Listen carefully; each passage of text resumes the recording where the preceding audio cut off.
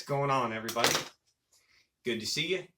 I'm Mike McFarland, sitting right here in McFarland's Corner, and I'm about to give you a Lake Fork rundown for September 23rd. It's Thursday the 23rd. As far as any improvements from McFarland's Corner, we are still on standby, waiting for our electrician. We do have an electrician online, and when he can get here and take care of business, we'll get our AC and heat with our little two-way system that's coming in, and then from there enclose this thing and tell you more about it then. But let's stay fishing real quick because I got a lot to tell you tonight. Okay,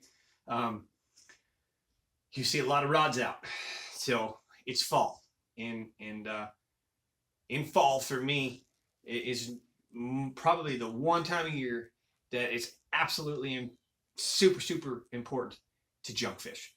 And that means, yes, have a lot of rods. You can't tie and change as much as you can go through throwing a lot of different baits in certain areas. We're going to talk about that. So fall fishing, stay tuned. This is going to be a long one. I'm going to try and go fast. Not like I don't go fast, right? So stay tuned. Listen. Temperatures of the lake, they're cooling. They're cooling really quick. If you live here in Northeast Texas, man, we're talking, it went from 90s to 50s like that, just as fast as you can snap your finger. Overnight, in essence, huge drop. And the lake is feeling it very rapidly. So what that's going to do is make the lake start to turn over. It was already turning over in certain areas. This is really going to make it turn over. And it's not fair to even call it a true fall turnover. It's going to change and break the thermocline and allow all that debris and methane gas and everything to float up everywhere. The lake's going to turn colors. It's going to look awful. I've already seen the little browsing things floating. I've already seen yellow bubbles in some brown water in some areas. And in some areas, there's still gunmetal blue and even Lake Fork green. It's blotchy. It's mixed. It depends on where you're looking. As far as lake levels, the lake is dropping. We've been very dry. Pretty typical for August, September. Pretty soon some rains will be coming. But from Monday to today, we literally dropped a little more than an inch. 401.43 on Monday, 401.42, 401.39, 401.32 as of today. Dropping water pulls those fish out, points those fish out. Remember that. So even in the back of these creeks and things where the bait is now going, they're going to be on the outside edges of those secondary points. They're going to be on the outside edges of those grass deals. And remember that even grass itself can make points and edges and pockets. So think outside edges when that water's dropping. If it stabilizes or rises, remember, everything rises up with it. All right. So with that being talked about in the lake, let's get into the approaches for fall. I'm going to add a few baits to this arsenal as we really truly cool down. I'm going to save those baits for that particular time, which will be more of the square bills, rattle traps, and Alabama rig type stuff. But right now, in the fall, even on the West Coast, I find myself putting more rods out on the deck than anything. And the reason is there's so many different variables and things are changing so fast. Basically, I'm going to chase the bait fish. So the first thing in my mind is where to be. Get that out of there is I need to be around birds and bait. All right, when I'm around that, it's moving so much and migrating shallow, and as it's cooling, it's heading to the backs, and as it gets too cool, it heads right back out. So all this is just happening pretty fast in a shorter period of time. It's not like spring where they come in and then spend spring in and sometimes stay in for several months. This thing is just a moving deal. For example, Lake Mead, there can be a cove full of bass and bait today, and tomorrow that's 3 or 4 miles up the lake. Now, you don't see that much movement on Lake Fork. There are schools of fish and there are schools of bait, and they absolutely migrate and they go in and out of the creeks. They pile up in the mouths before they go into the creeks. But the movement is pretty progressive, and it's all weather and water temperature oriented. So if we're stable and things move easy, the fish will move easy. If the things get really cold really fast, they're going to move really fast. So if they're in the backwaters happy today and we get a huge cold front this weekend, it rains and drops the lake 10 degrees, they're going to go to the creeks, they're going to get lethargic. Not giving you too much too fast. but you get the gist. So the idea for me is I need search baits. I know to go look for the birds. I know to find the bait fish, and the bait fish go shallow. So the birds and the bait fish go together real well. Now I don't always have to fish the bird. So in the fall, I will specifically look for white egrets as well as the blue heron. I don't have the loon here. That's a diving bird, a deep water bird, and I don't care about the deep water. I want to be fishing less than 8 feet. So I'm going to look for some vegetation. I'm going to look for birds and bait. When I get in those areas, I'm going to talk about the baits now. My favorite of all times has always been a spinnerbait. A spinnerbait in the fall is amazing. With time, we've progressed into so many other baits, better baits for bigger fish and bigger bites. But in this case, I just want to get bit. I'm looking for an area that's holding active fish. Okay, so number one, and what I mean by that is, spinnerbait, this particular spinnerbait's going to give me more bites, but probably smaller bites, versus the chatterbait, which may get a really big bite, or an Alabama rig, which I believe is a is a spinnerbait on steroids. But let's start simple. I just need to find the bait. Usually the bait in the fall is small, so I'm going to throw a small spinnerbait. All right, a lightweight 1/4 ounce. You want tiny blades. All right, silver and gold generally. On cloudy days, you may change that combination, but silver and gold is pretty good. You can go silver, but small blades to match the small bait. All right, I love chartreuse in white.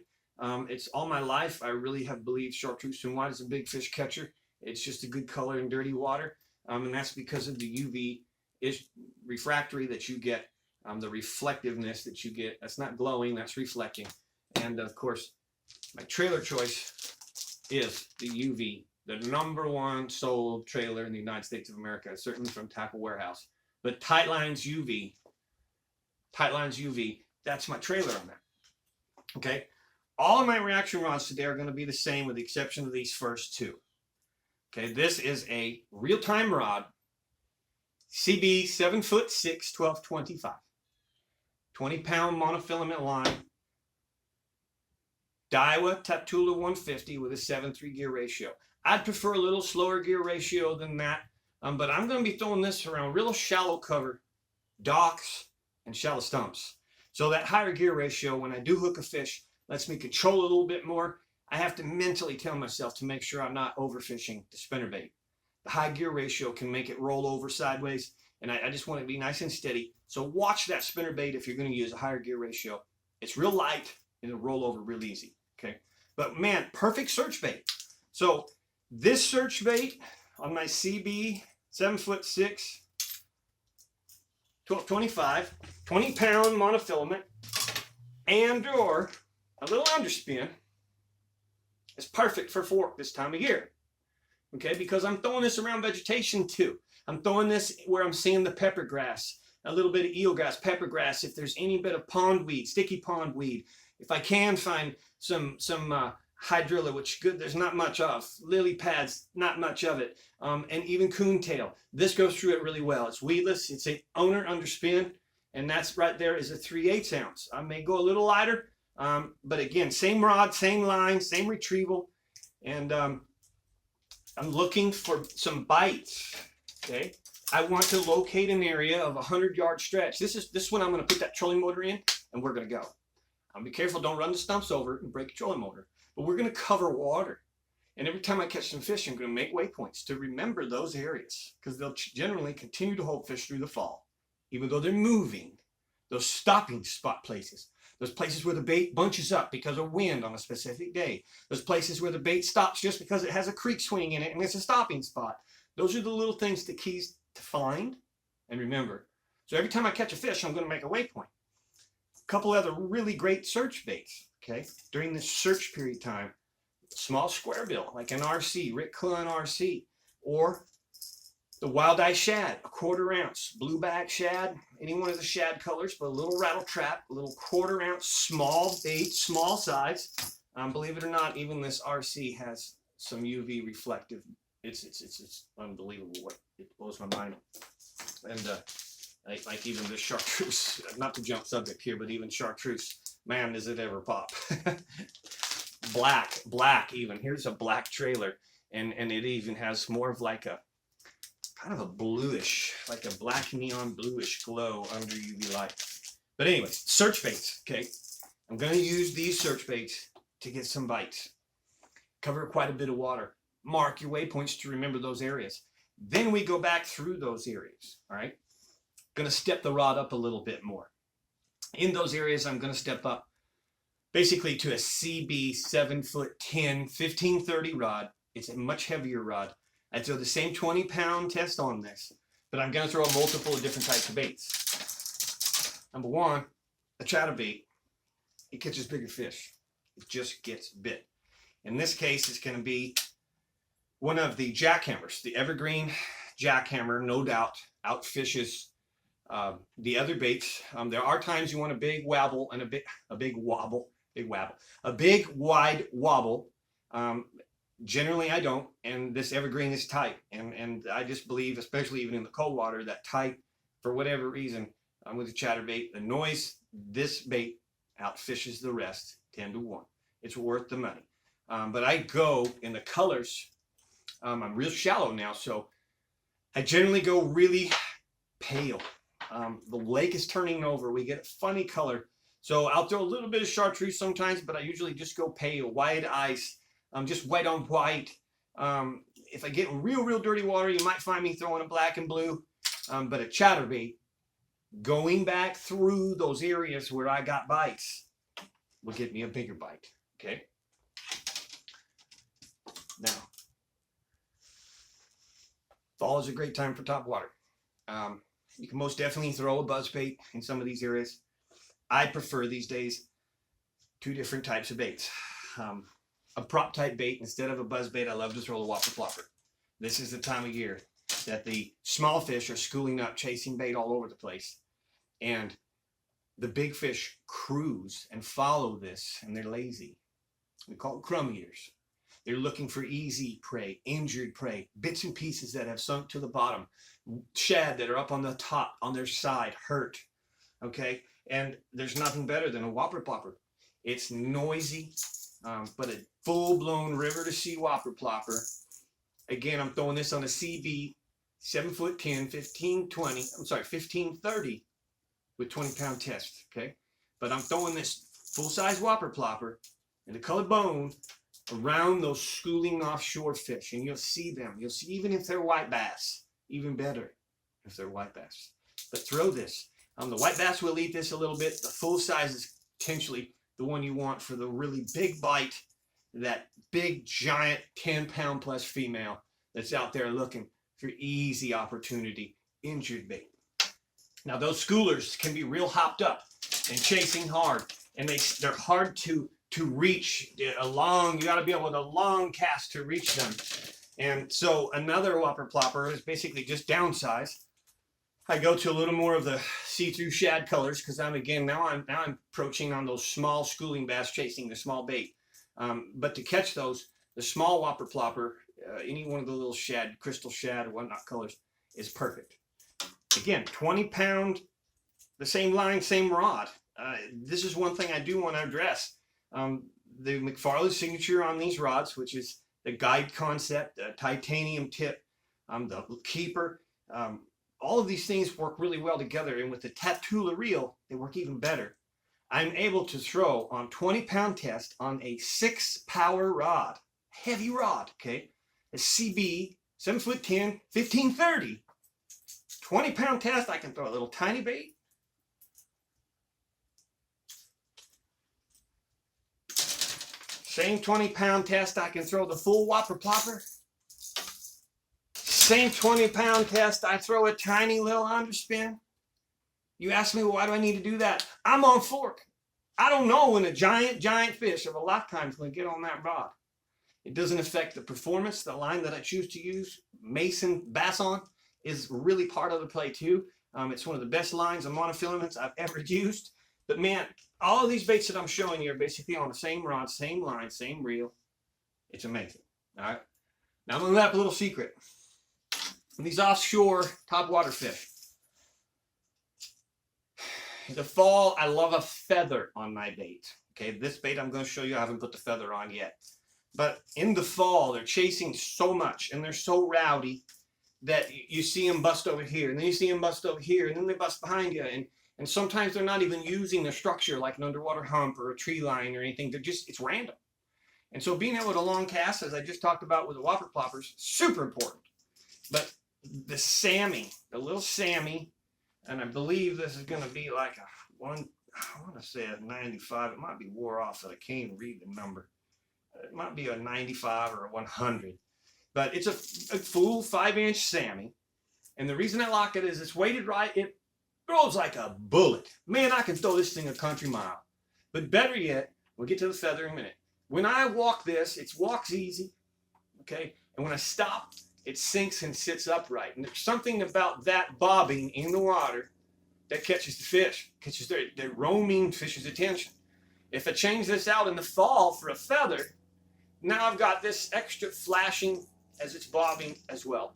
And it's kind of underwater movement. What it really is it's movement, in place movement, without movement. Meaning when I stop this, I'm walk, and I stop this, there's going to be movement of sinking and that flash of the feather on the tail. And then water is going to be, moving, etc. Own water displacement around that. There'll be movement without movement. And I get some of my biggest blow-ups when I stop that bait that way. Again, I have not put the feather on this one, and I will. But this is just a Sammy, little Sammy top water. Experiment with different sizes for you. I like to throw a full 5 to 7 inch bait on 4. All right? That's the gist of my moving baits in the shallow water. Again, there are others. You guys can throw the rattle traps. You can throw larger spinner baits. There's a few other things that you could probably approach that with. But that's how I'm going to approach the frog even. Buzz frog in the fall is excellent. I think I mentioned the buzz bait. What if they're not chasing? All right. On high cloud days, they're not chasing. On big bluebird skies, they're not chasing. Well, now we've got to get to the plastics. So if you bear with me this far, stick with me. We're almost done. The lake's in great shape. The lake is about 2 feet low. It's almost 2 feet low. What happens in the fall, it's really unique. Again, the lake turns over and the fish do go shallow. So now with the lake being down, we can see the stumps. So I'm going to talk about some plastics that how I would fish and where I would fish, but never forget the isolated shallow stumps. Okay. All right. So here we go. I started out in the morning throwing the underspins, throwing the spinner baits and the topwater lures, and maybe I'm just not feeling it. They're not moving. They're not reacting. I'm now going to fish those same exact areas. First, with the Texas rig worm. It's going to be real light. Okay. So in other words, I've gone up into Birch Creek or something, and I've fished some docks, and I fished the pepper grass in between, and I fished a little bit of some lily pad fields, and I fished some shallow water, and I've just run a bunch of bank, and they aren't biting. I'm going to go back to that exact same water. All right. Preferably a bite or two helps me locate fish again. Remember, we discussed that. But I'm going to go back there with just a simple little Texas rig worm. Okay. Power worms are hard to beat. 7 inch to the 8.5 inch. Don't go too big. Again, I can use this as a search bait. My couple best colors are going to be your blue fleck, your purples, your plums. Anything black and blue is even really good color in the fall. Lake's turning over. Remember that we want darker colors. But I'm going to throw that everywhere. I'm going to throw that on the docks. I'm going to throw it on the edges of the grass. I'm going to watch for every single little isolated stump, especially the ones that someone's come out and cut. Because it meant it was a big one. And it probably has roots. And those roots hold those fish in the shallow water. Everyone knows me. I love jigs. When I'm offshore, I'm going to be throwing you the football jig. In the shell beds, in the structure, football jig. When I come shallow, when I do fish these stumps and the grass and the vegetation, I'm going to use more of the rattling jig. It's a little bit better for the stumps. It goes through the stuff better. Got a different head on it, but it's a sand tone rattling jig, 1/2 ounce. If you want to fish shallow and light, 3/4 if you really want to crash and bang through everything. Okay, that's going to be my next choice. Is I'm going to go through that same water, shallow, and I'm going to be tossing sand tone rattling jig. All right, 2 different trailers. I want some swimming type trailers when I think maybe they're semi-active.